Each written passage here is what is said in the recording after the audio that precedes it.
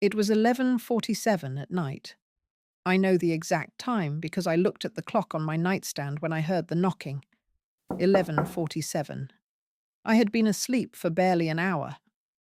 At first I thought I dreamed it, but then it came again. 3 soft knocks, like someone who was afraid to make too much noise but had no choice. I put on my robe and walked to the door. Through the peephole I saw Rosa. Rosa, who my son had fired 4 months ago. Rosa, who my daughter had called a thief in my own living room. Rosa, who I hadn't seen or spoken to since the day they made me watch her pack her things and leave. She was standing on my porch in the dark, holding something in her hands. Her eyes were red. She had been crying. I opened the door. She looked at me and said 7 words that I will never forget for the rest of my life. "Please, Mrs. Eleanor, don't eat anything they bring you."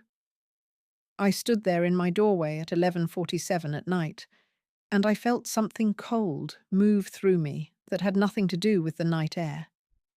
Because in that moment, I understood. And I thought about the soup my daughter-in-law had brought me that afternoon. The soup that was still sitting in a container in my refrigerator. The soup I had planned to eat for breakfast. Let me take you back to the beginning, because none of this makes sense without the full picture. My name is Eleanor Hayes. I am 72 years old. I live in the same house I have lived in for 38 years. The house my late husband Richard and I bought when our children were still small enough to run through the sprinklers in the backyard. Richard passed away 6 years ago. Heart failure, sudden, in the night. We had 40 years together, and I am grateful for every single one of them. But his passing left me alone in a house that suddenly felt very large and very quiet. That's when Rosa came into my life. A friend from church recommended her, Rosa Mendez. 44 years old, originally from Guatemala, had been cleaning homes in our area for over 15 years. She was quiet, careful, and thorough in a way that I deeply appreciated.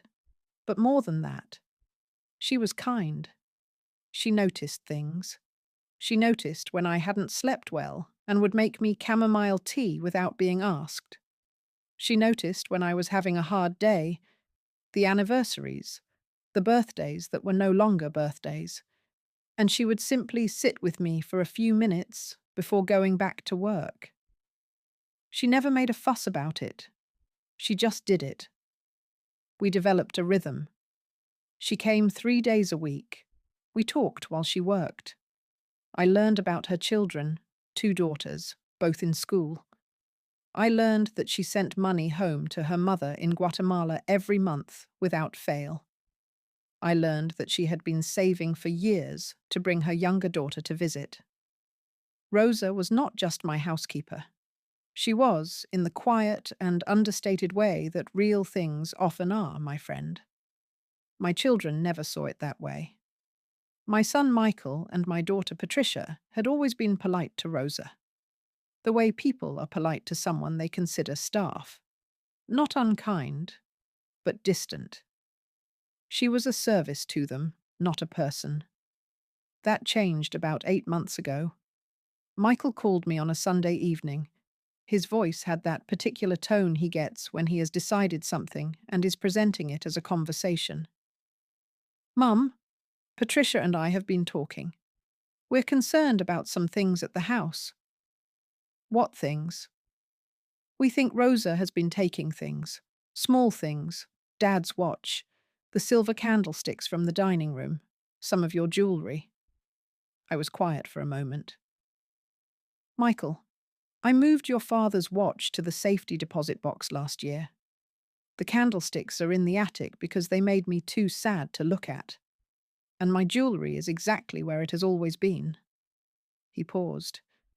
"Are you sure, Mom?" Patricia was certain. "I am certain," I said. I thought that was the end of it. It was not the end of it. 2 weeks later, Michael and Patricia came to the house together. Unannounced, on a Wednesday morning, which meant they arrived while Rosa was there. I still remember the way Patricia looked at her when she walked in, like she had been waiting for this. They sat me down in my own living room.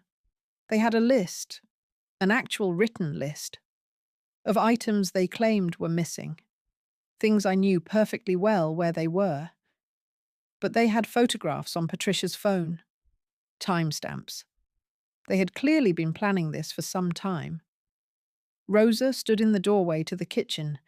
She didn't say a word. She just stood there with her hands folded and her face completely still, the face of someone who has had to be dignified in undignified situations before. "Rosa," Michael said without looking at her. "Do you have anything you want to say?" "I have never taken anything from this house," she said quietly. "Not one thing." "Mum," Patricia said, turning to me, "we think you should let her go, for your own protection. We can find someone with better references, someone we can actually verify." "Rosa's references are excellent," I said. "I have met 3 of her previous employers personally."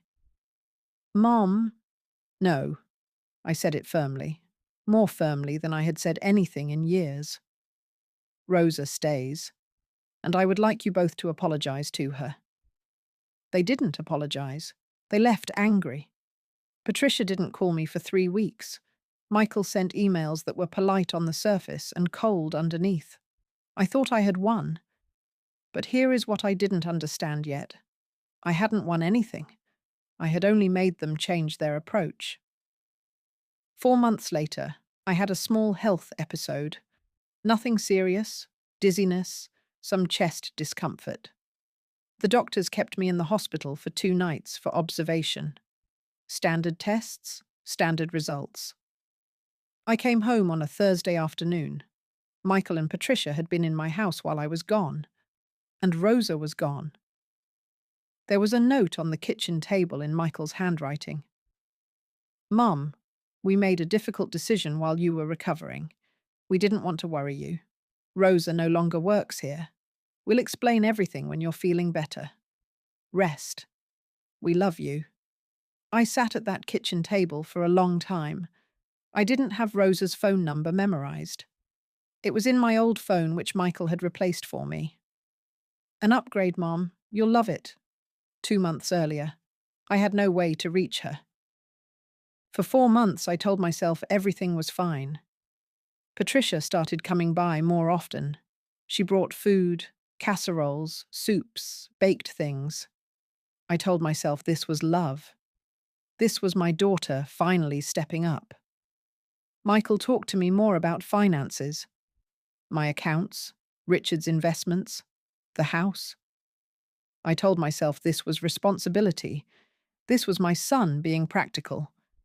I told myself a lot of things. And then Rosa knocked on my door at 11:47 at night. I brought her inside. I made her sit down. My hands were not entirely steady. She told me everything. After Michael fired her, she had gone home and tried to forget about it. She needed the work, but she told herself she would find something else. She had her dignity. But something kept bothering her. Little things she had noticed in the months before she was let go. Conversations she had overheard between Michael and Patricia in my house. Conversations that stopped abruptly when they realized she was nearby. A phone call she had heard through the kitchen door. The doctor said her heart is already weak. It wouldn't take much. She had told herself she was misunderstanding, that she was letting her imagination run away with her because they had treated her badly. But then her cousin, who worked at a pharmacy 2 towns over, called her. Someone had filled a prescription at that pharmacy. A prescription for a medication that in small doses causes symptoms that look like natural heart failure in elderly patients. The prescription had been filled under a name Rosa didn't recognize. But the address on the file, her cousin had seen it by accident, had almost mentioned it to a customer before catching herself, was my address. Rosa had gone to a lawyer. The lawyer told her to go to the police. The police told her she needed more than a second-hand account from a pharmacy worker who had glimpsed an address. So Rosa came to me. "I didn't know what else to do," she said, sitting at my kitchen table with her hands wrapped around the cup of tea I had made her. "I was afraid they would say I was lying, that I was angry because they fired me. But Mrs. Eleanor, I couldn't sleep. Every night I thought about you eating whatever they brought, and I couldn't." She stopped, pressed her lips together. "The soup," I said. She looked at me. "Patricia brought soup this afternoon. It's in the refrigerator." Rosa closed her eyes. "We called the police that night. The soup was collected as evidence by morning. I will not make you wait for the result. The soup contained a substance that should not have been in soup. In the quantity present, consumed regularly over several weeks, it would have caused symptoms consistent with cardiac decline in a patient with an already compromised heart. My heart is already compromised. Michael knew this. He had sat in the doctor's office with me 18 months ago when I was told. The investigation took 4 months. Michael and Patricia did not confess immediately. They hired lawyers. They said Rosa was a disgruntled former employee fabricating stories. They said I was confused, that my memory wasn't what it used to be, which I found particularly cruel, because undermining my credibility had clearly been part of the plan from the beginning. But Rosa had kept things I didn't know she had kept. Over the years, on her phone, she had taken photographs. Not of anything dramatic, just the house, her work, things that caught her eye. Timestamps and locations embedded in every image. She had voice memos she had recorded of conversations she overheard. Not to use against anyone, she told the investigators, just because something felt wrong and she wanted to remember accurately.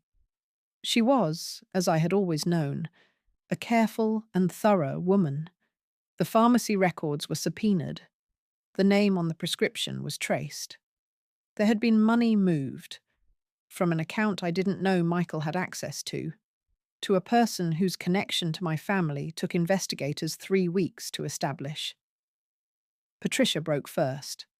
She told investigators it had been Michael's idea, that she had believed, truly believed in the beginning, that they were just trying to protect the estate from being, as Michael had put it, wasted on strangers and housekeepers. That phrase, wasted on strangers and housekeepers. I sat with that for a long time. Michael was charged with conspiracy and attempted poisoning among other charges. He pleaded not guilty.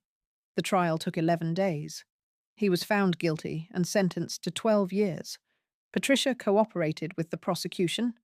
She received a suspended sentence and 5 years probation. I have not spoken to her since the verdict. Perhaps one day I will be ready. I don't know. Rosa was there every day of the trial. She sat 3 rows behind me, and every time I turned around she was there, steady and quiet, the way she'd always been. The house is still mine. My accounts are still mine. Richard's legacy is intact. And Rosa works for me again. She came back on a Monday morning, 3 months after the trial ended, and simply picked up where she left off, because that is who she is. I did not take that for granted then, and I do not take it for granted now. I have thought a great deal about what to take from all of this. There are things I will never fully make peace with. The fact that my own children looked at me and saw an obstacle. The fact that the same hands that I had held in hospitals and airports, and on the worst days of their lives, had planned to do me harm. But there is something else I think about too. I think about the moment I stood in my living room and refused to fire Rosa. I didn't do it because I knew she would save my life one day. I did it because it was right, because she was telling the truth and I could see it. And looking away from the truth to keep the peace has never been something I was willing to do. And somehow, that one decision, made for the simplest and most ordinary of reasons, became the decision that saved my life. There is something in that worth sitting with. Rosa once said to me, after everything was over, that she came to my door that night because she kept thinking. She was the only one who believed me. How could I not believe her?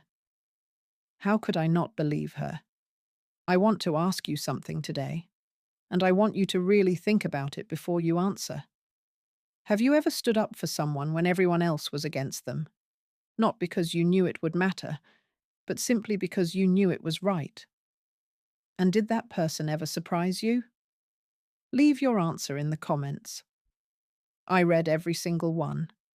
And I want you to know, no matter what you are carrying today, no matter who has disappointed you or how deeply, there are still people in this world like Rosa. Sometimes you have to be the first one to believe in them. Thank you for being here with me today.